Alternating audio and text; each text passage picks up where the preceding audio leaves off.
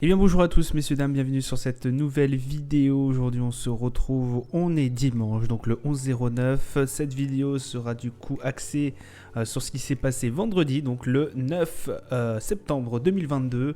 Donc voilà, du coup les marchés ont tous clôturé, je vous donne un peu les news qui s'est passé le vendredi, donc le CAC 40 qui avait clôturé à plus 1,41% à 6212 points exactement, le Dow Jones aussi à plus 1,19 pardon, le Nasdaq plus 2,11, un DAX à plus 1,43, un FTSE à plus 1,23, Nikkei 225 à plus 0,53. On a un pétrole Brent qui est aussi qui remonte, 92,51 exactement, on est passé au-dessus de la barre des 90 $. Le 11 d'or à 1715,46 $, l'euro USD qui reste sur la parité 1,0044 et un 10 ans US à 3,32 qui reste quand même assez élevé. On reste toujours sur le coup du coup de l'annonce de la BCE d'avoir augmenté ses taux d'intérêt à 75 points de base. Donc du coup voilà, ça a été extrêmement bien accueilli. Il nous fallait ça dans l'économie pour effectivement s'extirper un peu de cette inflation qui est énormément galopante, qui ne cesse d'augmenter. Donc voilà, ça a été extrêmement bien accueilli par les marchés financiers, notamment aussi par les banques, du coup qui augmentent leurs profits. On verra ça notamment dans les valeurs. Bon, pas mal de choses, pas grand chose non plus à dire. Ah oui, je vous ai oublié, on a eu aussi le décès, comme vous le savez tous, de la reine d'Angleterre. Du coup, je ne sais pas si les marchés anglais vont fonctionner demain. Du coup, lundi, oui, pour ceux qui n'auront pas suivi le début. Donc, oui, voilà, c'est. Alors, point de vue économique, on le sait, ça coûte extrêmement cher, effectivement, puisque. Je vous fais une petite parenthèse là-dessus. Le coût du jubilé de la reine, donc c'est-à-dire pour les 70 ans de règne, avait été estimé à 0,5 points de tête. Je crois que j'avais entendu parler de ça. C'était 0,5 points du PIB. Moins 0,5 points sur un PIB. Donc c'est parce qu'effectivement tout est fermé, tout est voilà, quand c'était un jubilé, quand c'est un événement royal entre parenthèses, on ferme pas mal de choses et donc l'économie fonctionne énormément à l'arrêt. Là ça va être le cas et là on s'apprête à, en tout cas au niveau des marchés britanniques, à être vraiment dans une période, on va dire, assez trouble.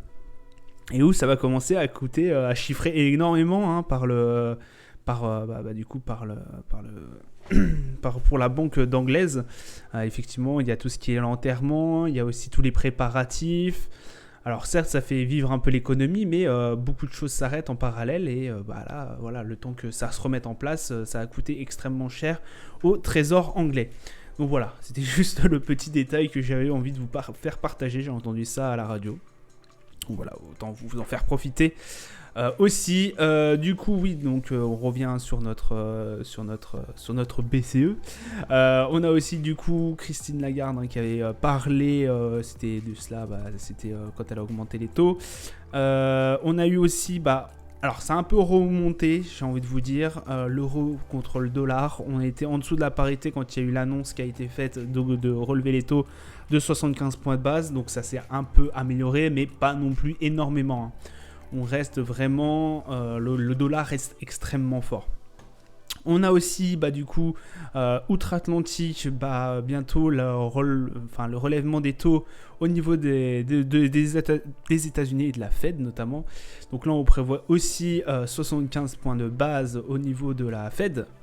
Donc voilà, après, ça va être dans les jours qui suivent déterminé et puis ça va être adopté ou non. Donc voilà. On a aussi un ralentissement de l'inflation en Chine sur le mois dernier. Donc ça a été un peu... comment vous dire, ça a été un peu la surprise. Alors oui, non, puisque on a aussi toujours ce problème de confinement en Chine, ce problème de Covid, et donc qui impacte fortement l'économie chinoise. Au niveau des valeurs, on a Ruby qui s'est adjugé 7,42%, notamment dû au choc pétrolier et surtout gazier.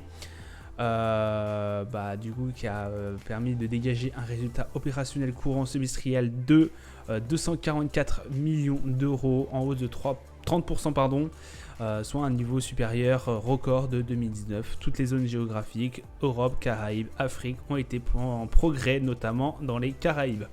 Donc voilà, à l'inverse, Carmiglia qui lui lâche 11,46%. On a aussi la cessation des titres par Vendôme Commerce. De son côté, le cimentier Vicat qui a fondu à 4,48%. Après, HBC s'est dégradé du coup. Ils ont dégradé la valeur de conservé à allégé. Et a passé son cours du coup de cible de 32 à 23 euros. Et on a Atos qui a pris 5,52%, notamment grâce à l'actionnaire minoritaire Simcore Asset Management, qui souhaite notamment la démission du président du groupe Bertrand Meunier et le remplacer par un des membres les plus anciens du conseil d'administration.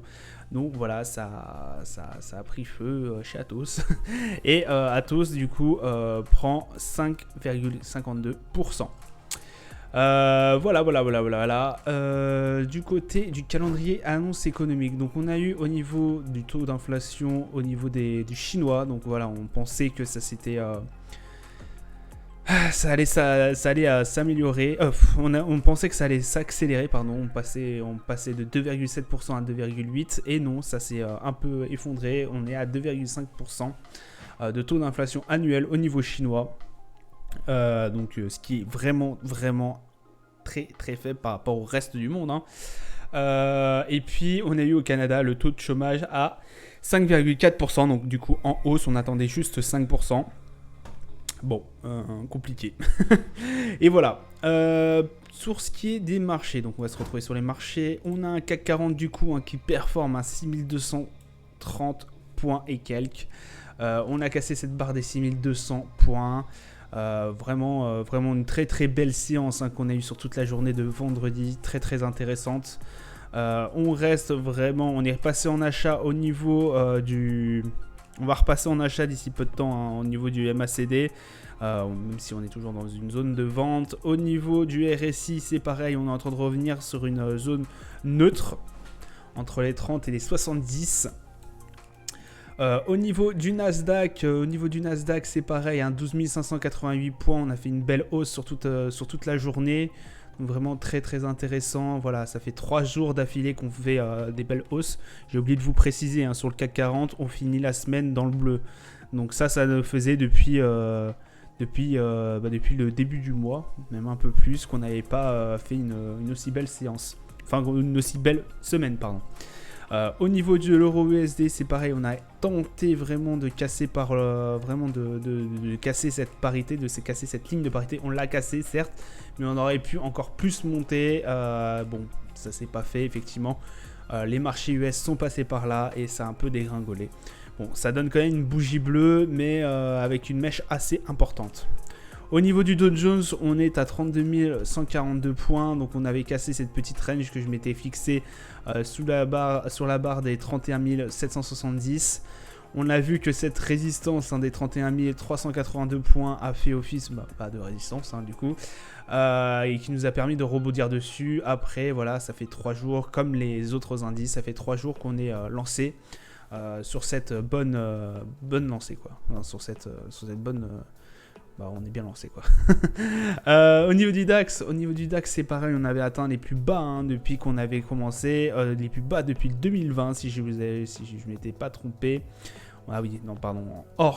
Bien évidemment, hors guerre, hors début de la guerre face à l'Ukraine, entre l'Ukraine et la Russie, pardon.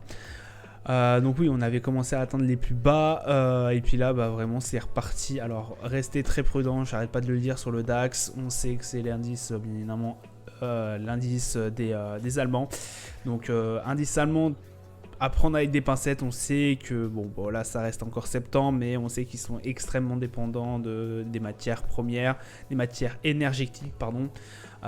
Et que leur économie peine, peine énormément en ce moment, donc voilà, faut vraiment prendre avec des pincettes. Le Brent du coup qui avait fait qui avait vraiment perdu énormément cette semaine. On était en dessous des 90 $ pendant un moment. Là, on a réussi vraiment à remonter. 93 $ et quelques. On reste quand même très très attentif au niveau du Brent, surtout au niveau de la Chine qui reconfine, etc. etc. Au niveau de l'or, on avait tapé la barre des 1700 $ et quelques. On était remonté, là on est un peu redescendu, donc là on est remonté encore. 1717 $, vraiment cette barre des 1700 $, cette barre des 1700 fait office de grosse résistance. On avait travaillé 3 fois dessus, une ici et une ici. Donc vraiment, on espère qu'elle va tenir, sinon ça risque de faire un petit carambolage. Effectivement, ça fait quand même depuis le 15, un peu environ depuis juillet 2020, qu'en fait on n'a pas réussi à casser cette barre. Donc on l'avait travaillé encore ici, encore ici, encore ici et encore ici. Donc vraiment, grosse résistance sur la barre des 1700 $. Voilà, ça sera tout pour moi pour aujourd'hui. Je vous souhaite une agréable journée, une agréable soirée, une agréable semaine. Bon trade à vous si vous tradez demain. Et je vous dis à plus tard. Ciao, ciao.